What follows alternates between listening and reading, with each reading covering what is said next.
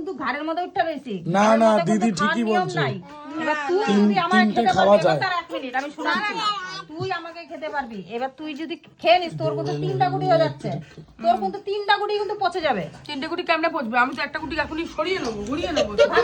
আগে ভাঙ নে তারপরে খা নে ভাঙ ভাঙ ভাঙ এই নিয়মটা যদি কালকে যদি বাবার ওখানে না আমি যদি ঠিক না হয়েছে তারপর দেখবা। এত খেলতাছিস কোথায় কার কাছে হাইকোর্টে নিয়ে যাবি হাইকোর্টে না, পাগল তাহলে মানুষ জোড়া করে পুরো ঝামেলাটা ও লাগিয়েছে জীবনের শুনলি তো কালকে শুনে নেবো।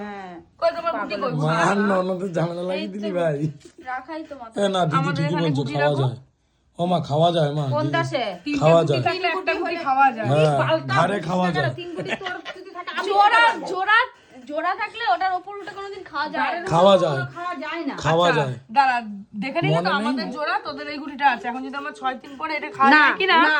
আমি কালকে তোমাকে তার জিজ্ঞাসা বাবারও করবো। জিজ্ঞেস করি এই বাবা কি লুডুর হেড দাঁড়া নাকি দাঁড়া 6 দিন পরে না আমরা খেলাইছি না এত বছর ঠিক আছে।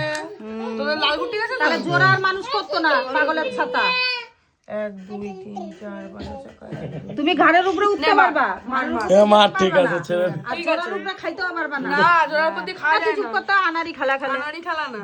ফুল কি বাবার জীবনে খেলেছো নাকি ভগবান? না তুই খেলিস না তুই বুঝলা আমের মধ্যে ঝামেলা লাগে